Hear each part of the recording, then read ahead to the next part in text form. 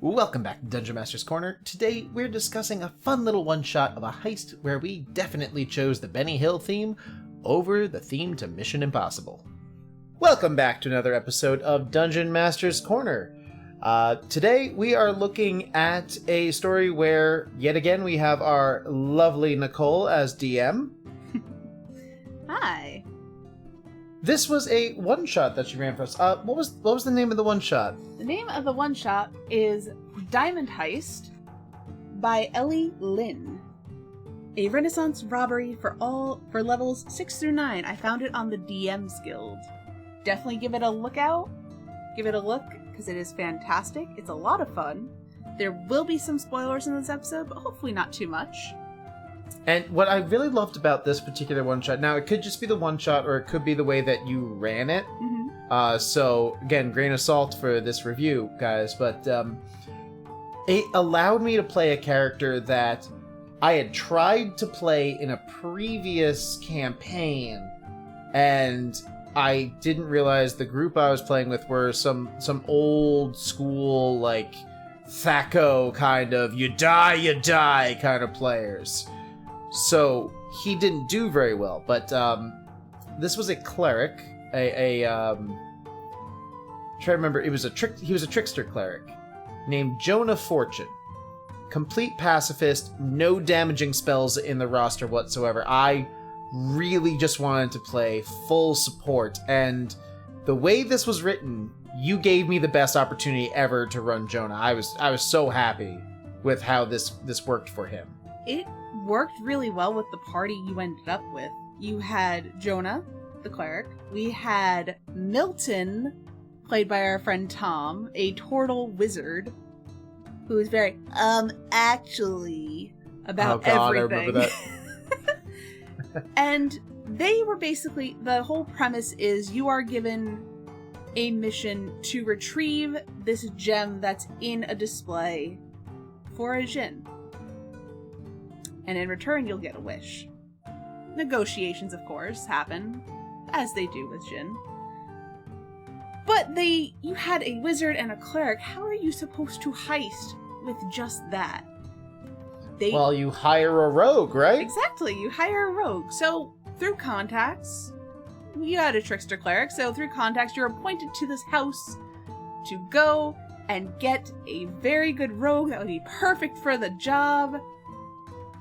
And Roomba answered the door.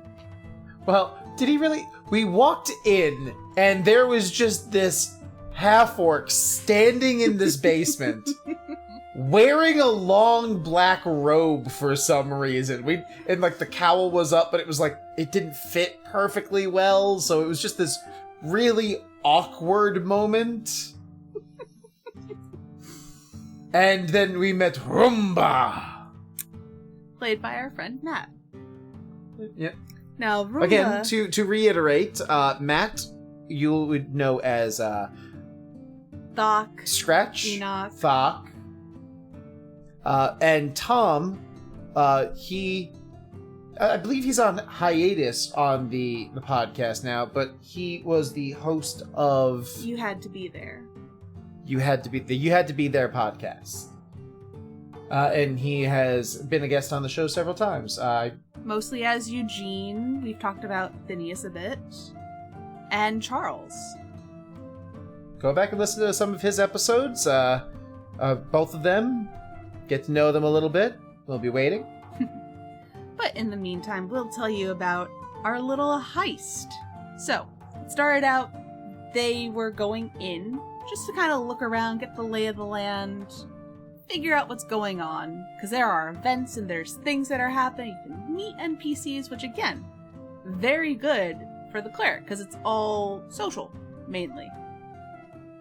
I think I took an art class with an old guy, and we just hit it off. Oh, yes you did, and that was fantastic. Let's see, what was that? Because I do remember that. I think we were, like, drinking wine and painting nude people. It was great.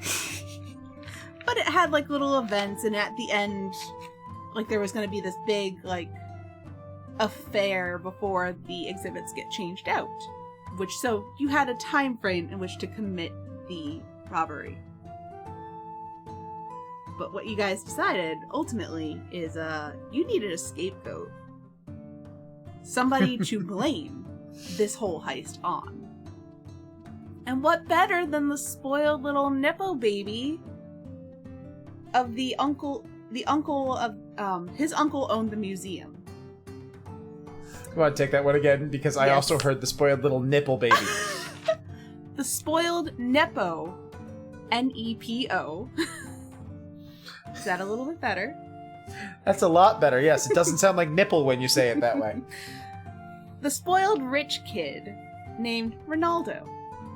Now, Ronaldo is a noble, and he was given a security job by his uncle in the museum, and you meet him when he's just complaining at one of the other guards about how boring it is, he should have quit sooner, and this whole time you can kind of tell he wants to screw over the museum at some point. He doesn't really know how, because, let's be honest, he doesn't have the brains for it.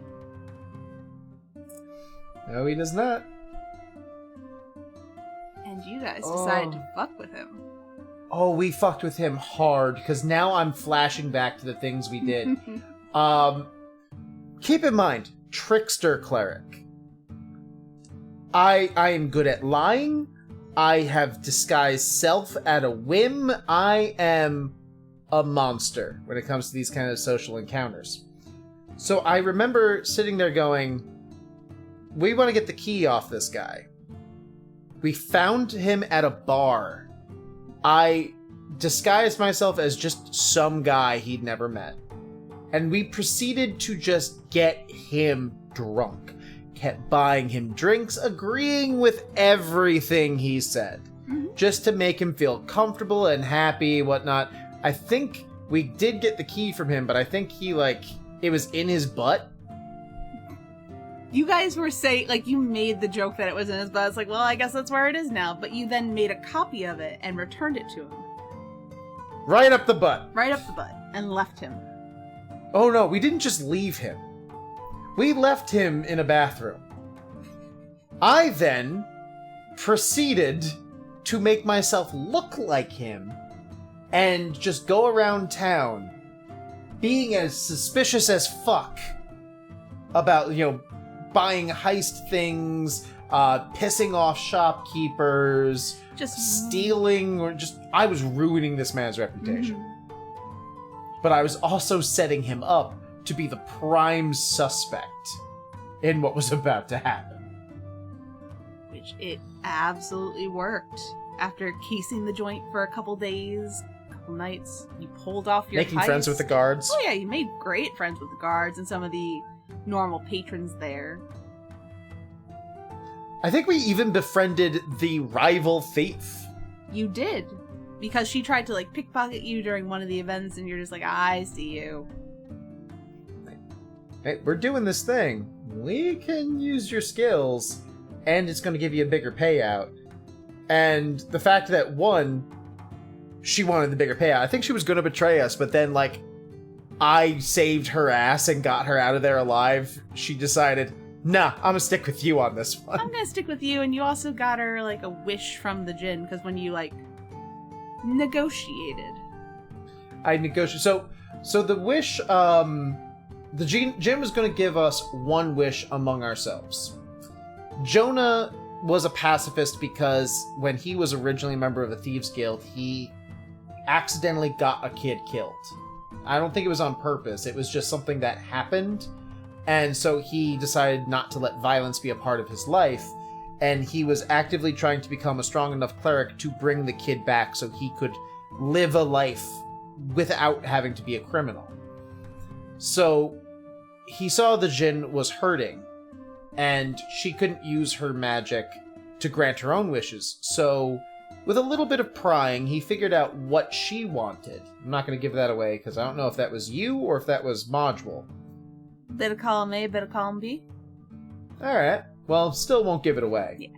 But I offered her, if we wish for the thing that you want to happen, and it works, will you in turn grant each one of us a wish? And she agreed to that, and it worked. So we each got our own wish. I think the rival thief got her own thieves guild. I became like a level 17 cleric and had to retire Jonah.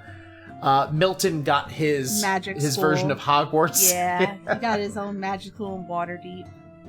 But it was really Matt that threw us all through a fucking loop.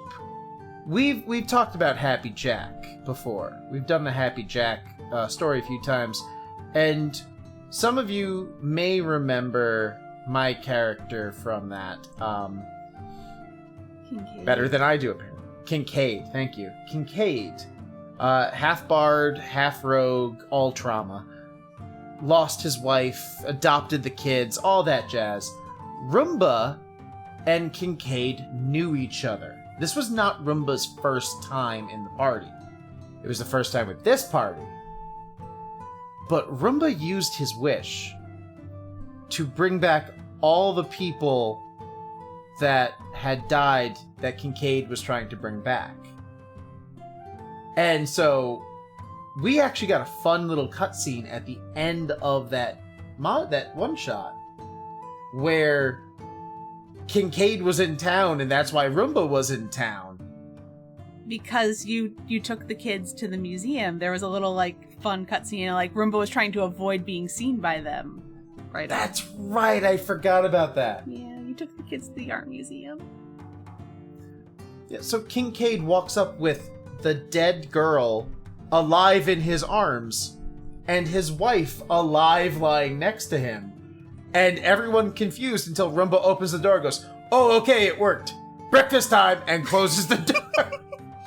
So I'm like, great, you just retired 2 of my characters in one go. I'm getting misty-eyed just remembering Roomba's wish and what that meant. None of us saw it coming. Matt had this hidden up his sleeve. It was unbelievably good. Also one of the sweetest endings to any game or one-shot that I think I've seen. Yeah. Kincaid got his family back. Jonah got the kid back. Milton got his school. The thief got her guild. Ronaldo went to prison. It was the best possible ending I could have ever hoped for. We got the good ending. We got the good Got one. the best possible ending. The true ending, if you will. The true ending. But then there was one last thing that popped up at the end of that one. Like, we were all sitting there happy about everything, especially Ronaldo being in prison. We hated Ronaldo. Oh yeah, he was the worst. I don't know if you did anything to make him worse than the module wrote him as, but he was the worst. I mean, I get to play a spoiled rich kid. The only one I think I've made worse is Hannelore is the only one I think I've ever made worse, and we'll talk about her another time. We will talk about her another day. But there was one last little surprise, and again, it was Matt. It was Matt again with this shit. Yeah. We go back to the person who gave us the job, I think it was, or who the contact about that I reached out to for the rogue. And I'm like, hey, that rogue you gave us he was a weird one. Like, I don't know why you would recommend this guy. And I think they were like, guy? It was a woman, and you never contacted her. Like, we went to the address. We were in the basement. Why would you go through the basement? Wait, there was just a guy in her basement? Roomba was never supposed to be their rogue. At all. Nope, we just got him. Yep. Which, to be fair, Roomba's not really a rogue. He has 1 level of rogue and the rest of him is barbarian. There's a reason his name is Roomba. Mm-hmm. He disarms the traps. He found the trap. He just sets him off. Trap doesn't work once it's set off. I disarmed it. Good job, Roomba. Oh. I don't really know if I learned anything other than guys are amazing. And I knew that already. Wasn't a new lesson, just reinforced it. You make me cry as a DM. I mean, for a lot of reasons, right? Yeah. Happy tears, though. This time. Other times it's frustration. Yeah. But thank you for joining us on this episode of DM Corner. I've been Nicole. I've been Brian. We hope you enjoyed listening to our episode. Bye. Bye. Thank you for joining us for another episode of Dungeon Master's Corner. If you'd like to support us, please visit our Patreon at patreon.com/Reliably Chaotic so I can pay some expensive royalties. I don't know why we need to pay them. We only said the title of the songs. Not like we played them or even sang them. I'm getting my lawyer. Visit our Patreon so I can get a lawyer. You can also drop us a line on Twitter at Reliably Chaotic. We'd love to hear from you.